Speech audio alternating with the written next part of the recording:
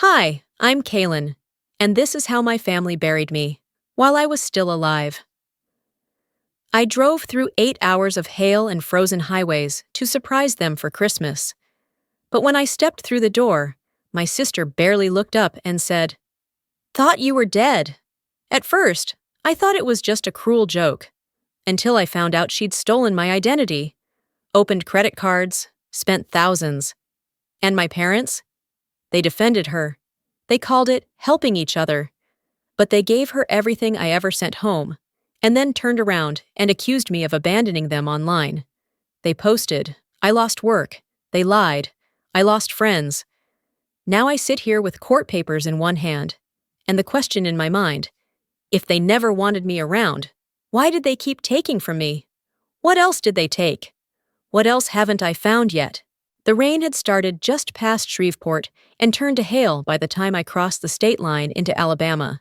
For the last 45 minutes, I'd driven mostly in silence. No music, no podcasts. Just the thrum of wipers fighting ice and the occasional voice in my head rehearsing what I'd say if they were happy to see me, or if they weren't. By the time I pulled into the driveway, the lights inside were warm and flickering. Christmas had arrived in full force. Wreaths on the porch, twinkling reindeer in the yard, the faint smell of cinnamon and wet grass. I cut the engine and sat there for a minute, watching the silhouettes move behind frosted windows. My coat was still damp from the gas station stop 2 hours earlier. My boots made that sticky squeak noise on the sidewalk. I adjusted the cake box under my arm and walked up the steps like someone who belonged there. Before I could even knock, the door opened. Callista stood there with a wine glass in hand and an eyebrow arch so high I could almost see it hit the Christmas garland. "Well," she said, "look who finally decided to come back from the dead." I froze, not from the cold, not even from the words, but from the way she said them. No hug, no smile, just a casual smirk like I'd crashed a party I wasn't invited to. "Nice to see you too," I replied, stepping in. She didn't move to help me with the cake, just sipped her wine and turned toward the living room. Inside, the house buzzed with laughter and holiday music. Kids' toys scattered across the rug, the smell of ham wafting from the kitchen. Someone called out, "Close the door, it's freezing!" I moved toward the kitchen, pausing at the dining table. Wrapped gifts towered beside the tree. I glanced at the tags. From Callista. From Callista. From Mom. I recognized the wrapping paper. I'd mailed those from Dallas last week. "Hey, where should I put this?" I asked, gesturing to the cake. Callista didn't look up. "Wherever. Just not on the good counter." I placed it on a side table and scanned the room. My name wasn't on the place cards. No seat. No acknowledgement. When I asked Mom, she waved me off mid-conversation. "There's a folding chair in the mudroom. You can grab that and squeeze in near the pantry." I did. The chair creaked under me, while the rest of the family leaned into cushioned seats and clinked glasses. I caught Callista staring at my boots again. "You still wearing those?" She laughed. "Dallas hasn't upgraded your wardrobe yet?" I smiled tightly. "They've held up better than most people I know." Mom handed a plate to a neighbor, never making eye contact. Dad nodded at me once from across the room, then looked back at the football game like nothing had changed. I sat in silence, surrounded by laughter I couldn't join. No one asked about my job. No one asked how the drive was. No one seemed to notice I hadn't been home in over a year. But I noticed. I noticed how my old stocking had been replaced by one that read, "Guest." I noticed the picture frames now featured updated photos, Callista and her son at the beach, Mom and Dad at a fundraiser, even the dog. But none with me. I glanced at the gift table again. How long had they been pretending I didn't exist? I thought back to last Christmas, when my calls went unanswered, the texts left unread. I'd told myself they were busy, that maybe something had come up, but maybe the truth was simpler. Maybe they had already decided I didn't matter. I leaned back in the folding chair. The legs wobbled on the uneven floor tile. My coat was still damp, my cake untouched. Someone laughed behind me at a joke I hadn't heard, I looked down at the card I'd written on the cake box. To all of you, love, Kaylin. It felt absurd now, like handing a glass of water to people who set your house on fire. I reached into my coat for my phone, more out of habit than anything. A notification popped up. Bank alert. Unusual activity on your card ending in 11928. Please verify charges. I stared at it for a second, then glanced up at the room that used to feel like home. And that's when the storm outside began to feel safer than the one inside. I stared at the bank alert on my phone, blinking through the fog of noise behind me. It could have been an error. Those things happened. Maybe a wrong digit, a system glitch. But something in my gut clenched as I hit dismiss. I didn't want to ruin what was left of the evening. Not yet. Carrying that uneasy flicker with me, I stepped into the kitchen, where Callista's son, Malric, was perched on a stool licking frosting from his fingers. His cheeks were flushed, eyes wide with the kind of innocence only a child could get away with in this family. "Hey there," I smiled, crouching slightly. "Remember me?" He tilted his head. "Are you the new cleaning lady Grandma hired?" I froze, trying to process the words before they settled too deeply. Behind me, someone snorted. Callista chuckled without looking up from her phone. "Kids say the funniest things," she said, not bothering to hide her smirk. But I wasn't laughing. "No, sweetie," I said softly. "I'm your Aunt Kaylin." He blinked, confused. "Oh. Okay," he mumbled, hopping down and darting out of the room. My chest tightened. Kids don't invent things like that. They repeat what they hear, absorb what they're shown. Somewhere, somehow, I had been erased, so thoroughly that I now looked like hired help to my own nephew. I glanced at the side table where I'd left the cake, still untouched. I checked the time. 2 hours, not even a slice missing. Later that evening, as I helped myself to a glass of water in the dim kitchen light, I heard laughter from the pantry. I leaned slightly, just enough to see Callista and Mom standing over the cake box. "She seriously brought this all the way from Texas?" Callista asked, lifting the lid like it was a science experiment. Lorinda shrugged. "It looked dry, probably frozen the whole drive." Before I could speak, Callista tilted the box and scraped the cake into the trash bin with a wooden spoon. The sound of it landing, soft and final, hit harder than anything they'd said out loud. "Next time," Lorinda added, wiping her hands on a towel, "she should just send money. That's more helpful anyway." I backed out of the kitchen before they saw me. My hand gripped the counter for balance. Maybe I was being sensitive. Maybe they didn't mean it cruelly. But the truth was clearer than ever. My presence wasn't requested. It was tolerated. And barely that. I slipped on my coat and stepped outside. The rain had hardened into sleet, painting the street silver. My car, still parked crooked in the driveway, was covered in a thin layer of ice. I slid behind the wheel and turned the heat on, watching my own breath cloud the windshield. This wasn't the first time they made me feel like a visitor. Years ago, I flew home during a blizzard, only for my plane to be grounded in Atlanta for 6 hours. No one checked in. When I arrived late that night, the house was locked, dark and quiet.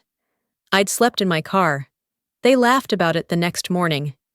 Absence isn't accidental in families like mine. It's orchestrated. And when it happens often enough, they start writing you out of the story completely.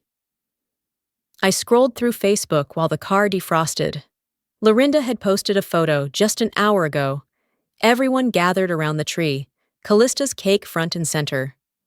"So blessed to have family gathered. Everyone who matters is here." I zoomed in.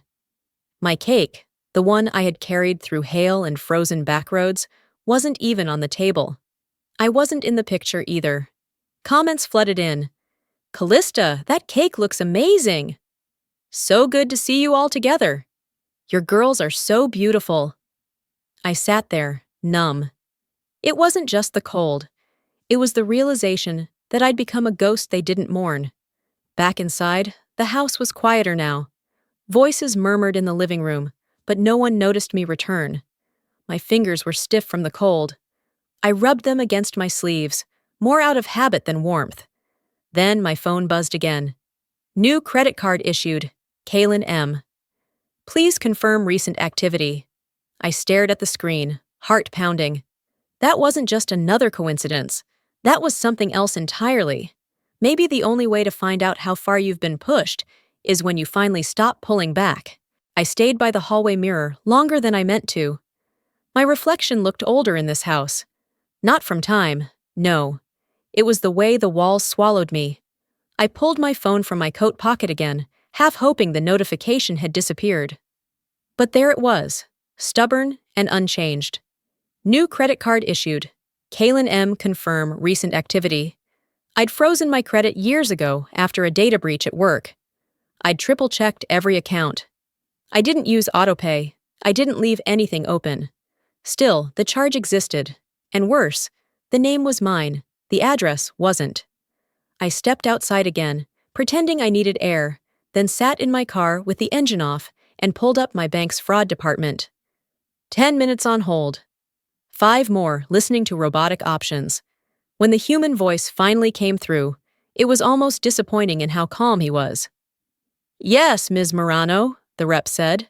It looks like this card was opened mid-November. Purchases began the same day.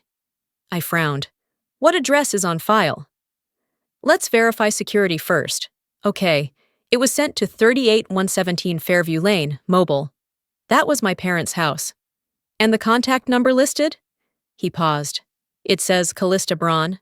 My mouth dried. She requested a limit increase last week.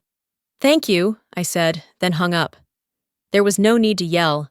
The facts did the screaming for me. I stayed in the car for another 10 minutes, watching the sleet bead on the windshield. Then I went back in, walked past the foyer, and found Callista laughing at something on her phone in the living room.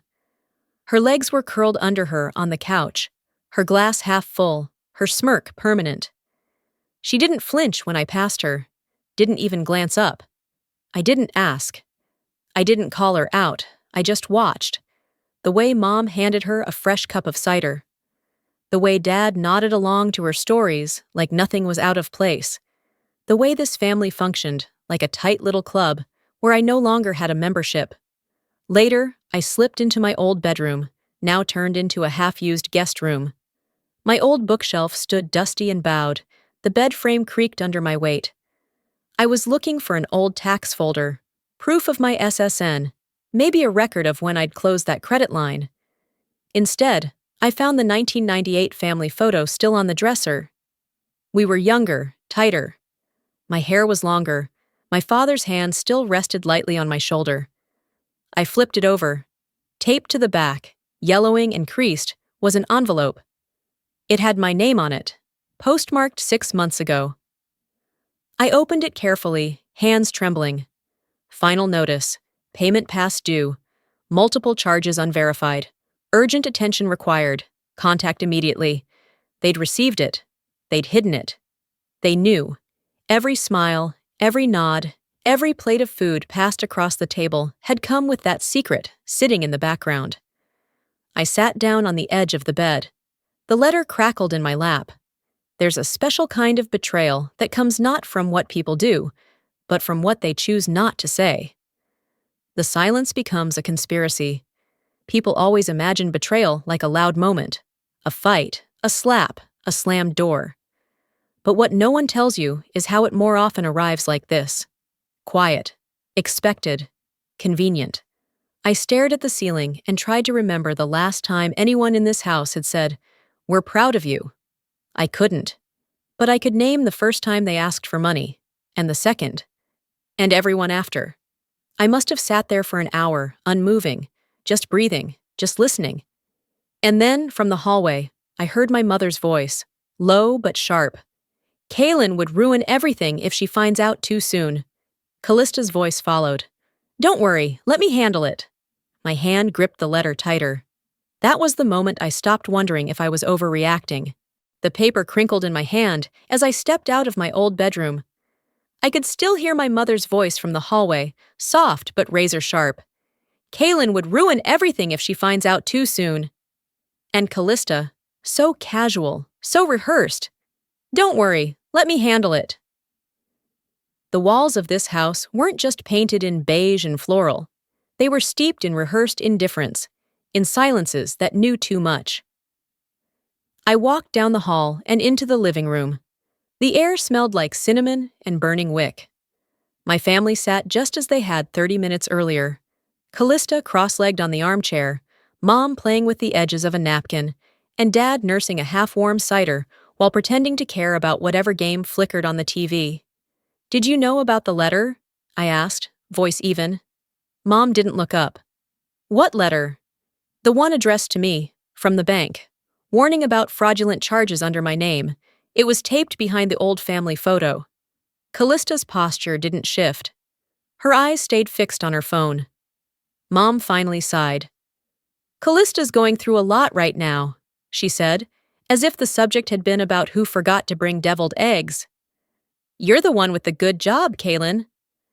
"That doesn't give anyone the right to open accounts under my name." She met my eyes then, and for the first time in days, I saw the tired cruelty behind hers.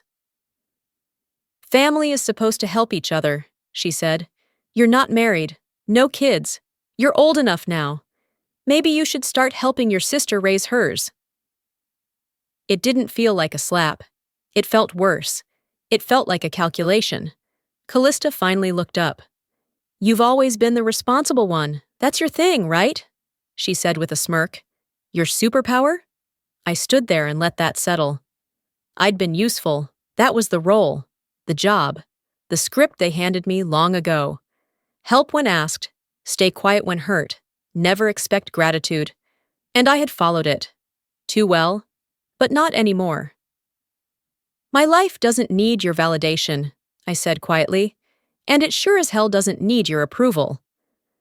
I turned from them, letting the silence fill the space where their denial used to sit. My eyes caught the hallway again, the wall of photographs, years of birthdays, family trips, graduations, Sunday dinners. And then I saw it. A frame from Christmas 2010. One I remembered clearly because I was wearing the red scarf I bought myself after getting my first raise. I stepped closer. My face had been cut out, replaced with a poorly printed, blurry photo of Callista. The cropping was crooked, the tape still visible. A small laugh escaped my lips. "You rewrote the photo," I said, not turning. "Of course you did. I shouldn't be surprised you rewrote the bank records, too." No one responded. I turned around slowly. "This isn't family," I told them. "It's a cover-up club, and I'm not signing up for another membership year." My calmness rattled them more than yelling ever could. Dad glanced at me, his first real acknowledgement in days, but said nothing. Still passive, still silent. I remembered being 8, watching him pretend not to hear when Mom criticized me for reading too much. He had mastered disappearing without leaving the room. Callista raised her brows. "You're being dramatic." "You didn't just steal my name," I said, stepping closer. "You erased me, and then you expected me to be grateful you didn't charge interest." Callista blinked. Mom stood. "You don't need to make a scene," she said, reaching for control like it was always waiting on the coffee table. "I'm not," I said. "You just don't like what it sounds like when the truth walks in without asking for permission." I grabbed my coat, walked past the kitchen, past the foyer, and stepped out onto the porch. The rain hadn't let up, but I welcomed it this time. Outside, I pulled out my phone, opened my notes app. Fraud. Bank of Coastal. Card ending in 1128. Call attorney Monday. I stared at it for a full minute. Then I deleted it. No, I wasn't going to warn them again. The sun filtered in through the blinds, but it brought no warmth. I had slept, if you could call it that, on the old pull-out couch in the sunroom, the same one that used to face my father's vegetable garden. Now it faced the shed, and the cushions felt as tired as I did. I could hear Callista's laugh coming from the guest room, my old room, followed by the sound of Malric thumping across the hallway. Even this house knew where I stood. I got up, straightened the blanket, and padded into the kitchen. The smell of pancakes was thick in the air. Lorinda moved between burners with a kind of performative grace, like she was hosting a cooking segment. Callista was already seated, coffee in one hand, her phone in the other.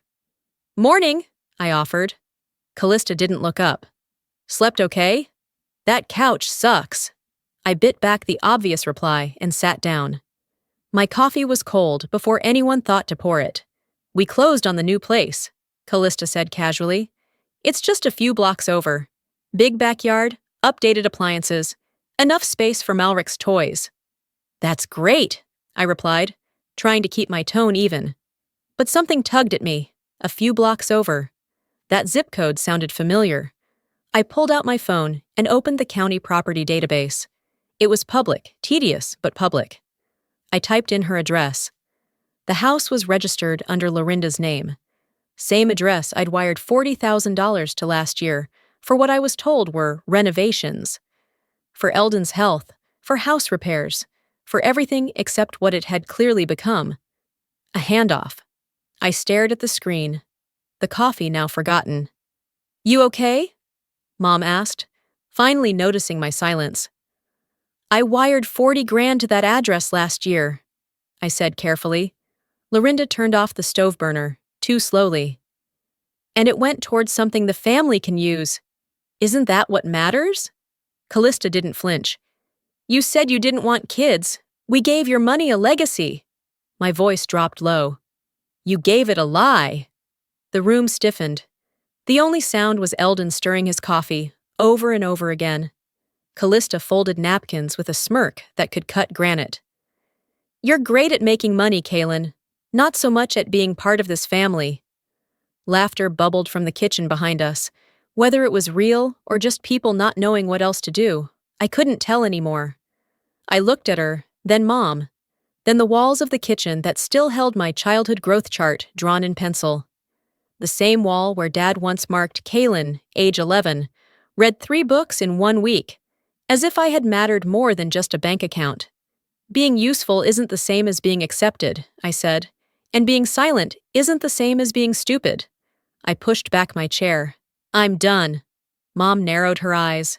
"Don't be dramatic." "From now on, I won't be sending another $1, I said calmly. "I'll send statements, legal ones." The room went still. Even Malric stopped playing on the floor. "We're blood," Lorinda whispered. "Exactly," I replied. "That's why you thought you could get away with it." No one moved. No one stopped me as I grabbed my coat and car keys from the entryway table. Callista called after me, voice tinged with that same performative nonchalance. "You walk out now. Don't bother coming back." I paused, hand on the doorknob. "I didn't come back," I said without turning. "I just came to see clearly." I sat in a corner booth at a diner just off the highway, staring into a cup of coffee that had gone cold long before I touched it. The waitress had topped it off twice already, out of habit more than hospitality. I didn't mind. The silence between refills gave me space to think. My phone buzzed against the table. "Hey, what's going on with your family's Facebook post?" It was a message from June, a colleague I'd worked with for almost 6 years. The kind of woman who never gossiped, never got involved, so the fact that she reached out meant whatever it was had already made the rounds. I clicked the link. A public post from Callista. A photo of our family around the Christmas tree, minus me. Again. The caption read, "Some people forget who raised them. Money doesn't buy gratitude." My stomach dropped. There were hundreds of comments. Former neighbors, old teachers, even a few of my high school classmates chiming in. "Wow, that's harsh. Did something happen?" She was always a bit distant. "Callista, your strength is inspiring." Then I saw it. Someone had tagged my employer's Facebook page. I scrolled further and found screenshots, my own Christmas photos, cropped to make it look like I hadn't even shown up. One image, from years ago, had been altered. My expression dimmed, my presence minimized. The implication was loud and clear. I was the ungrateful child who abandoned her aging parents. And then the kicker. Lorinda's comment underneath. She stopped calling us months ago. We did our best. I wanted to scream, but instead, I just sat there, phone in one hand, the other curled into a fist beneath the table. I didn't stop calling. You stopped picking up. Monday morning came too fast. I walked into the office with a pit in my stomach. HR had already scheduled a meeting. Subject line, check-in. The conference room was neutral, but the energy wasn't. Kaylin, Tanya from HR began, we've received an email that raised some questions. She turned her screen toward me. It was an email, supposedly from me, addressed to the firm's leadership. It was full of vague apologies, emotional volatility, estrangement from family, not representing the company's values. I blinked. I didn't write this. We know, she said gently, but it came from an address that looks similar to yours. We had IT trace it. The report showed a public IP address in Mobile, Alabama. The signature block? Copied from an old work email I hadn't used in 2 years. I stared at the screen. My own family is sabotaging me. Tanya didn't flinch. We're not here to judge, Kaylin. We're just doing due diligence. Maybe your due diligence should include a training module on how to survive character assassination from your own blood. She didn't respond. I didn't need her to. That evening, I returned to my apartment and opened my laptop. I began combing through old messages, timestamps, activity logs. And there it was. Months ago, during a visit home, Callista had borrowed my laptop, said she needed to check something for work. That was all it took.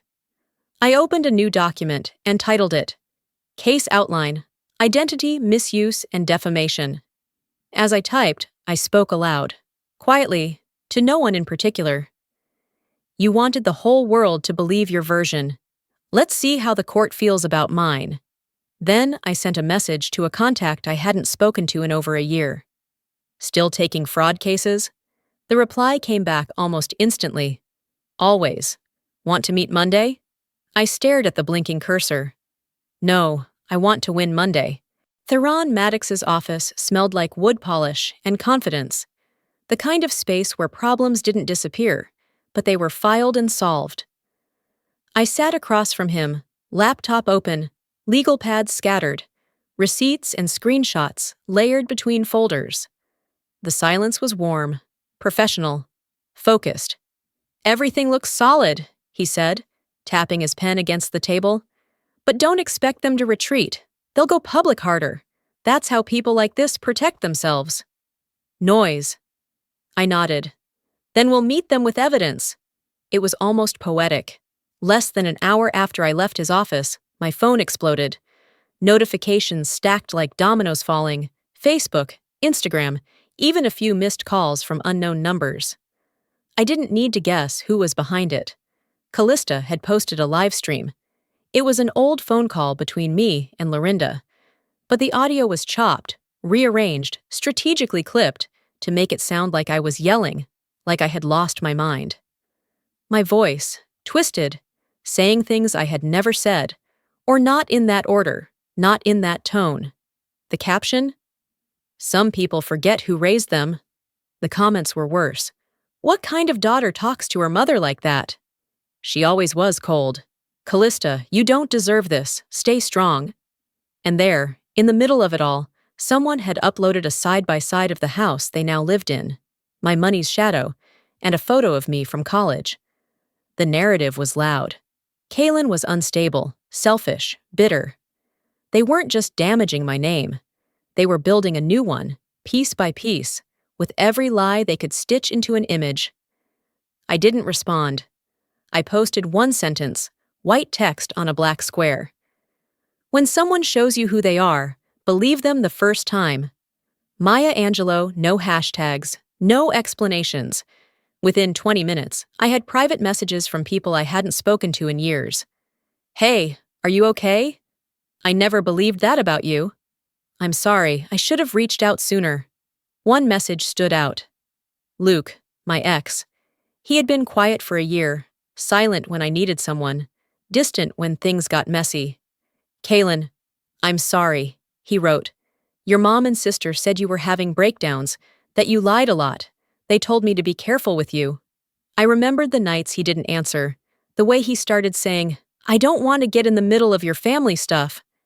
I had blamed myself, thought I was too much, too sharp. They didn't just turn people against me. I whispered to the empty apartment. They rewrote me. I didn't reply, just deleted the message and closed my eyes. Theron called later that night. They've hit their desperation peak, he said. That's when they get careless. You control the narrative now.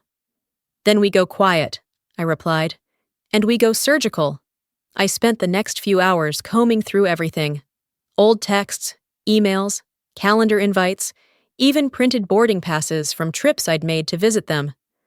I built a timeline, documented patterns, every dollar, every call, every attempt. I wasn't chasing redemption. I was preparing a reckoning.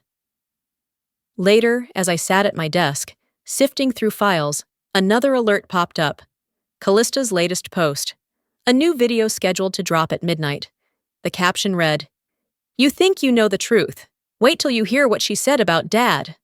I stared at the screen. You wanted war, I said. I brought court. Midnight came like a slow countdown. I sat in bed, laptop open, the room dim except for the pale light from the screen. The live stream preview had already racked up a few hundred eager comments. Callista had teased a confession that would set the record straight. My lawyer, Theron, had texted earlier. Let them swing first. We'll swing last. I wasn't nervous, not anymore. I was ready.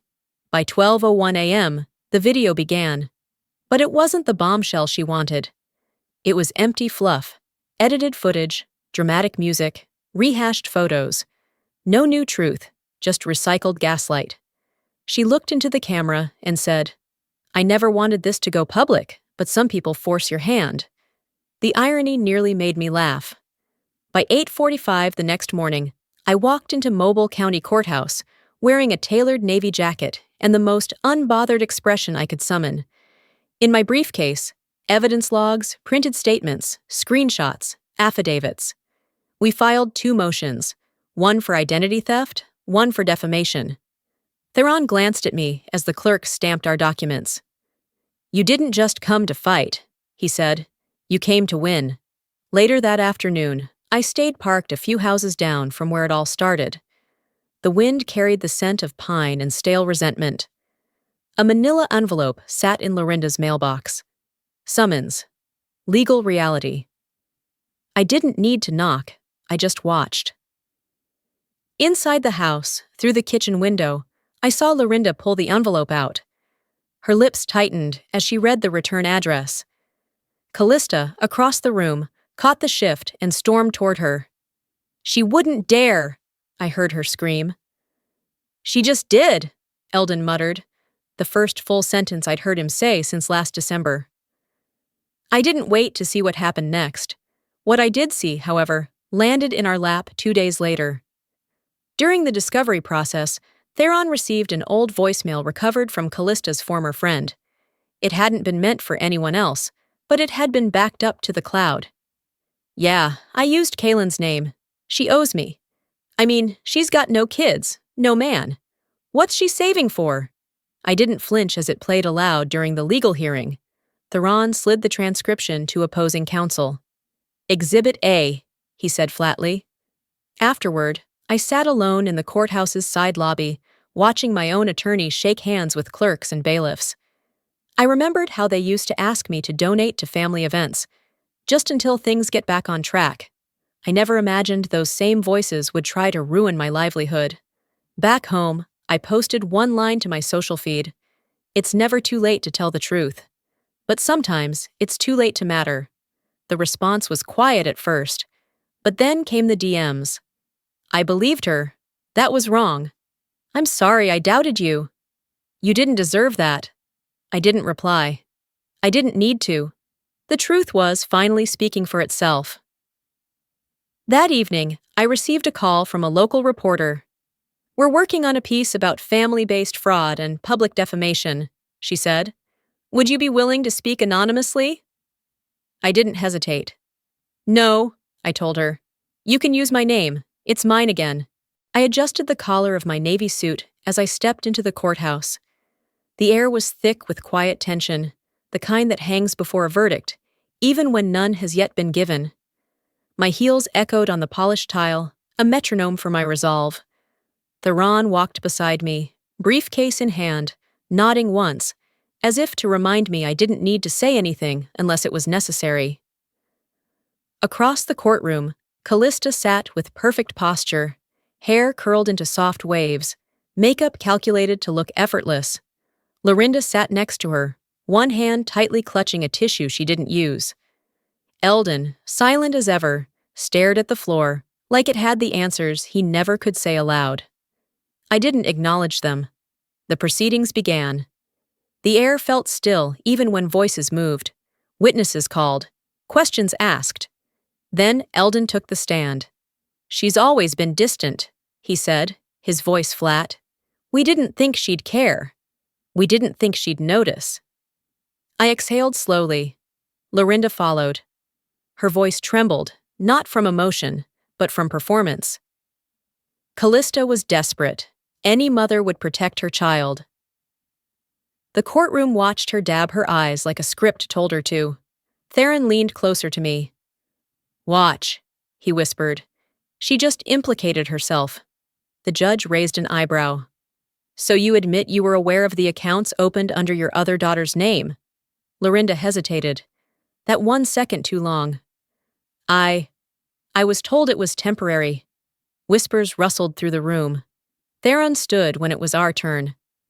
"If Kaylin Morano was so unstable, so unreliable," he said, gesturing calmly, "then why did you trust her to send thousands of dollars to pay your mortgage, cover medical expenses, fund your grandson's schooling?"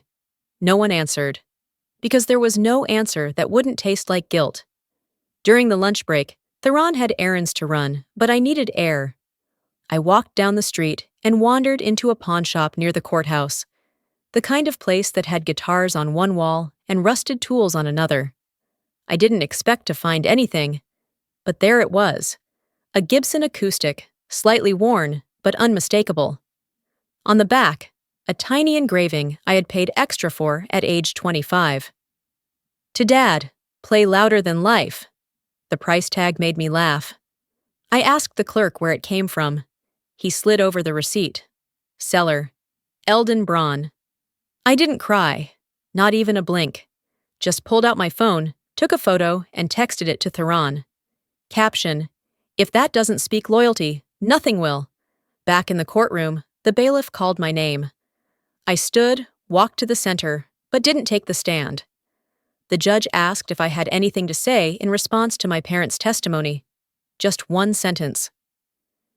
"They may have raised me, but they never protected me." And I sat down. Silence filled every inch of that room. The judge cleared his throat.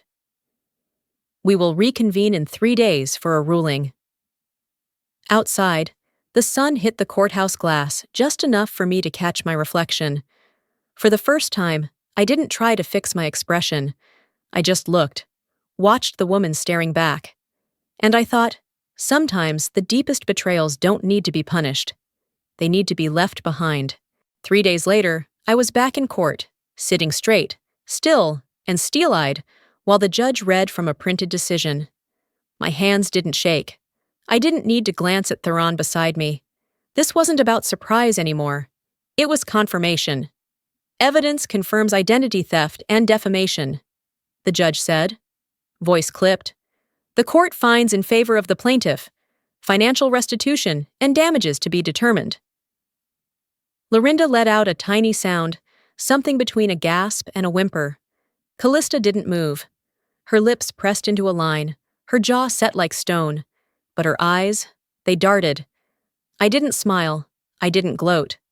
There was no fist pump, no tearful victory. Only this. This isn't revenge. It's record correction. Later that afternoon, I stopped by a youth nonprofit I'd quietly supported years ago. They ran scholarship programs, career coaching for low-income teens, things I wished I'd had at 17. I hadn't wanted my name attached. I just wanted it to work. But there it was, painted on the wall in big bold letters, the Callista Braun Academic Fund. I stared at it too long. A director walked past and gave me a polite smile, then paused. "Can I help you?" "I helped launch this," I said, "but I don't see my name anywhere." He blinked. "Oh, well, Mrs. Braun, your mother, said Callista was the donor. We didn't know. I'm sorry." "Of course you didn't," I said. "That's how erasure works. Quietly." Outside, I sat in my car and watched the building for a minute longer. I wondered how many other versions of me existed out there. How many narratives had been rewritten with me edited out. Back home, my inbox had ballooned. Recruiters, old coworkers, LinkedIn connections I hadn't spoken to in years.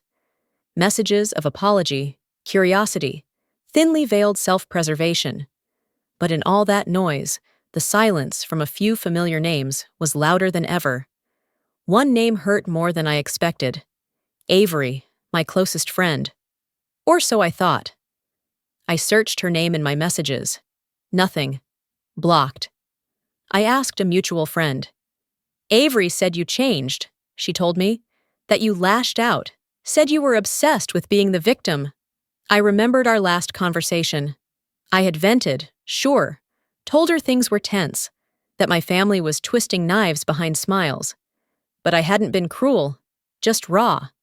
And yet that had been enough for her to vanish. My family didn't just ruin my present, they poisoned my past. Later that week, I sat at a lakeside cafe in Austin, journal open, pen dragging across the page without pause. "I wasn't broken," I wrote. "I was rewritten. Now I'm writing myself back." I folded a check into an envelope addressed to the scholarship program. I didn't sign it, didn't include a letter, only scribbled one line in the memo, "For the truth." I sealed it and dropped it in the mail without flinching. That evening, as I sipped tea from a chipped ceramic mug, my laptop pinged. A new email. Subject line, Callista Braun. Statement to press no body. Just an attachment. I stared at it, then closed the lid. Sometimes healing means knowing you don't need the last word. Downtown Austin moved slowly that morning, like a city exhaling after holding its breath too long. I wandered through a bookstore that still had creaky wooden floors and staff who asked if you wanted a paper bag or just to carry it out in your hands. I bought myself a first edition copy of The Gifts of Imperfection and walked 3 blocks with it under my arm like a quiet trophy. Here, nobody knew my name. And for the first time in a long time, that felt like a luxury, not a punishment. At home, I made a cup of coffee and sat at my desk. The email still sat in my inbox from the day before. Callista Braun. Statement to press. No body, just an attachment. I clicked. It was an apology, dressed up in PR language. Both sides made mistakes. This is a deeply painful situation for everyone involved. I wish my sister nothing but healing. I drafted a response, not because I needed to send it, but because I needed to see it written. You knew exactly what you were doing, and now you're trying to frame the fallout as mutual damage. It wasn't. It was your choice. I deleted it without sending. Closure isn't a conversation. It's a boundary. My phone buzzed. A text from someone at my old firm. "We miss you around here." I stared at it for a while, then typed back. "Thanks. Hope things are good your way." No bitterness, no sarcasm, just a clean edge of kindness. I thought about a moment from years ago. Me and my father standing ankle-deep in lake water, fishing poles in hand, not talking. Back then, silence had felt like peace. Now, it felt like resolve. Earned, intentional. That afternoon, an envelope showed up in my mailbox. No return address, but I recognized the handwriting immediately. It was Malrick's. Inside was a drawing, 2 women holding hands. One wore a red scarf. Above them, in big block letters, me and Aunt Kaylin. On the back, in slightly messy print, "I miss you. I didn't mean to forget your cake. I held it to my chest and didn't cry. I just smiled. Because even in a house full of betrayal, a child had remembered me with honesty. The world doesn't always give us justice, but sometimes it gives us clarity. I folded the drawing, placed it inside my journal, and flipped the page. The local paper had run a small story. Buried near the bottom, family of former fraud suspect refuses to comment. I sipped my coffee and shook my head. Some people apologize, others wait for you to break first. But I wouldn't give them that satisfaction. I booked a solo trip to Oregon, found a small lakeside Airbnb with no TV and no phone reception. I wrote, hiked, stared at the sky, like it might answer something I hadn't asked out loud yet. I chose, every single day, not to return to what broke me. Later that week, I sat down at my laptop and drafted a new blog post. Not for sympathy, not to expose anyone, just to leave a marker for people like me, people who felt guilty for choosing peace over proximity. Title: Estrangement Isn't Hate. Sometimes it's healing. I wrote it in one sitting. To the ones who stayed silent when you were erased. To the ones who pretended not to see what hurt you. To the ones who think blood excuses everything. You are not owed my voice. But I'll use it anyway. Because healing is not a retreat. It's a boundary drawn with open eyes. I hit publish and thought, if they're reading this, I hope they finally understand what it costs to stay quiet. The morning news had no music, just the anchor's voice threading through stories like a needle in quiet cloth. I was sitting at a cafe window when it came on. After a highly publicized defamation and identity theft case, the court ruled in favor of Kaylin Morano. Her sister, Callista Braun, issued a public apology following a court order. Online materials have since been removed. They only said my name once. No clips, no commentary, just that. A quiet woman, the anchor added, who responded with documents, not drama. I didn't save the segment, just smiled once and let it pass. At Theron's office, the final paperwork was already printed and clipped into neat stacks. Financial restitution, restraining orders approved, everything filed with language that no longer trembled or asked to be believed. Just sign here, Theron said. And here. I signed with a pen that didn't shake. He watched me, thoughtful. No celebration? This wasn't a win, I said. It was a correction. The next day, an envelope arrived. The handwriting was crooked and familiar. Inside, another drawing from Malric. This one showed me standing alone, a little taller than the stick figures he'd drawn before. There was a crown above my head and the words, Aunt Kaylin is brave. I ran my fingers over the crayon strokes. No tears this time, just warmth in the center of my chest that stayed longer than I expected. I folded it, tucked it into my journal, and exhaled. Then I returned one last time to the house where it all started. Not to plead, not to fight, just to hand-deliver a notarized waiver. I relinquish all rights to this property, it read. In exchange, I request no further contact, ever. Lorinda opened the door. Her expression folded in on itself. Shock, then confusion, then something too old to be remorse. She opened her mouth to speak. I raised a hand. You've already said enough, I told her. I finally have the right not to listen. She didn't argue. She didn't invite me in. She just stood there as I turned and walked back to my car. Days later, I received a message from Professor Martin, my former ethics instructor. He'd read the blog post I wrote, Estrangement Isn't Hate. Sometimes it's healing. He was teaching a graduate seminar on identity and family systems and asked if I would guest lecture. I said yes, without thinking twice. Standing at the front of that lecture hall, looking into rows of students scribbling notes, I felt something I hadn't in a long time. Legitimacy. Not borrowed through titles or siblings. Mine. After the lecture, a young woman approached me. You wrote that post? She asked. I didn't go home for Thanksgiving because of it, and I don't feel guilty about that anymore. I smiled and nodded. You shouldn't. On my walk back to the parking garage, The wind brushed against my coat, cool and constant. No one called my name. No one ran after me. And for the first time in years, I didn't feel invisible.